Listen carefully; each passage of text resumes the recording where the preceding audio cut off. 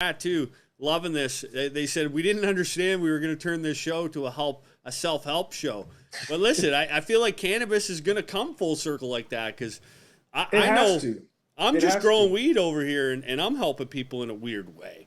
Yeah. And you're growing weed and helping people in a weird way. And like, you have a weird Again, story, man. I started smoking again because it was social. I didn't expect for it to like send me on this journey and make me more like thoughtful and care about these things, but that's that's my experience. So I can only assume that as people continue to consume cannabis, that eventually it's going to happen for other people too. Oh, it's happening for sure.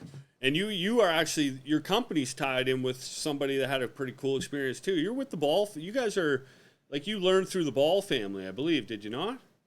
Yeah, we just launched a collaboration yesterday. Oh no Yeah, way, really? yeah, yeah. It was the first time I participated in a pheno hunt. You know, so I sample a lot of cannabis, and there's always something like really unique and flavorful about all of Chris's strains, Ball Family Farms genetics. And so I said, I'd love to like do something together. And he said, we're in the middle of a pheno hunt. I can send you what we have and we'll let you choose. And I was like, cool. And it was really my first time like having a systematic like way of going through like flower. Okay. So he sent me home with about an eighth of each. And so I had, and he didn't tell me the names. He just put like K9 or G6, And so I had to go through, and it was interesting because personally for me, I don't care what it looks like. I'm more interested in what does it taste like and what does it feel like. That's my sweet spot. And so as I went through all these, I was looking for taste, something that tasted unique, and something that like gave me a feeling that I could vibe with. And so it was K7. So I sent him. I said K7 is what I want to go with. And then I started like second guessing myself, and I was like, I only had an eighth of each. So I hit him up. I said, I need a little bit more. Okay. He lives like 10 minutes down the road. So I hopped in the car, went to his house, picked up a little bit more, and I spent more time with it, more time with it. And I said, I think I got it, but I want to make sure. So give me some more of this other one to make sure it's not that one. Okay. And I spent more time with it. And I said, I know 100% this is it. But this is it. And he said, your number two pick was kind of our favorite because it has a little purple in it. It looks better. Okay. For the consumer, they like that. And you know, but it doesn't yield as much. And so I realized, oh, like from their perspective, they have to like deal with what the consumer wants and like find that middle ground. But from my perspective, I'm going off like what is my experience and what I define as quality. So it was really nice for both of us to put our brands and our heads together to come up with this product. And we had a launch event last night where it was this feeling of everyone was smoking what I chose. And so it really set the vibe for the whole experience. And it was great. We watched some of the games yesterday in a consumption lounge, and it's a really cool way to watch a game. Yeah, I caught some of that stuff up on your socials. You guys got a really cool social, man. Like you're just branding this atmosphere, man, this culture, this just like cool kind of vibe, right? And a lot of guys are just like punching the buds, showing buds. And that's the cool thing that I think you got going. So you probably experienced that last night. You can see it in some of the videos. Like it's a chill vibe, just you hanging out, smoking weed, being a regular dude.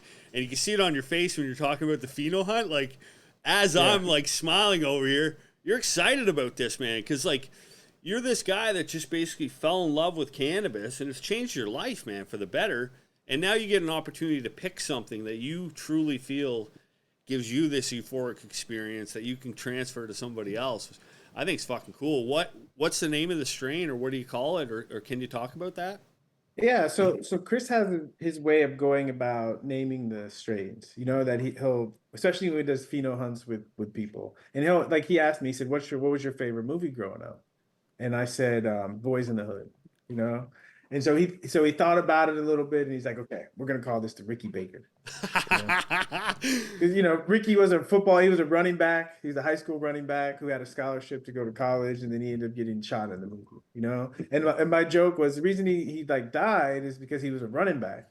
And if he just would have gone down the first time, he'd have been all right. But he kept trying to run, and that second shotgun You kept going. shot is what got him. So he likes to really connect culture with the culture, and so even in the packaging, the packaging we got inspiration from the movie poster for Boys in the Hood, but instead of Ice Cube, You know, they got me with my Heisman hat on. So it's nice. And again, it's bringing both of our brands and both of what we believe in together for a true collaboration. Yeah, man, that's cool. And he's got a cool story too, guys. If you haven't checked him out, his farm is pretty important too. He was arrested for selling cannabis, I believe, at one point. Am I right? And Yep, is he an NFL player too? He was in camp with the 49ers, but he played a few years up in the CFL. So yeah, he's a professional athlete. How was that like, man, going from the NFL to CFL?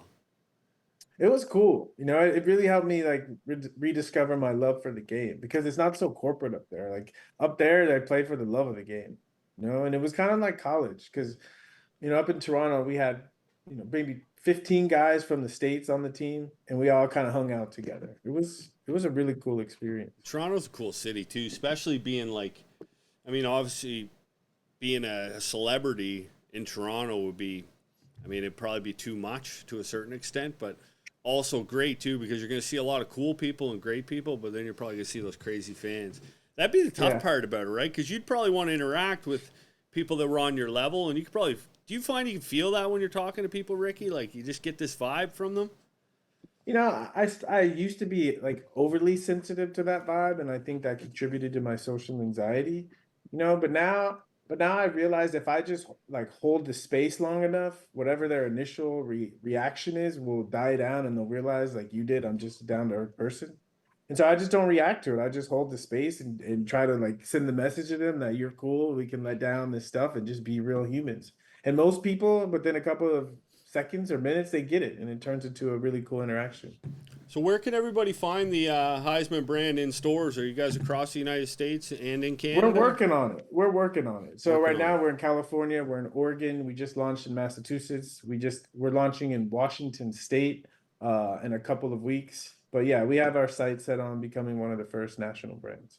It's a cool And brand too, if you man. I like how if you're in those states, you can go on to Heisman.com and check out where we are. Yeah, you can actually find it right here, guys. You can see it here. You can find out all the dispensaries. They got apparel on there too. Their apparel is actually, that's what I think is so awesome, man. Because you take a brand that's in cannabis and then also put some nice apparel with it. It's like, that's why I love branding, man. I love all this social stuff.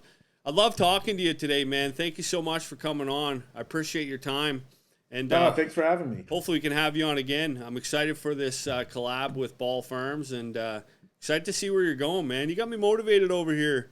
I'm pretty excited about this conversation. I think we had a good day. Chat, before you leave, make sure you put in, I forgot because we've been talking all day, hashtag FastBuds giveaway, and you have a 15% discount code if you want to use that today, Canaflix. You can check that out too, guys. Thank you so much, Ricky. I appreciate your time, man.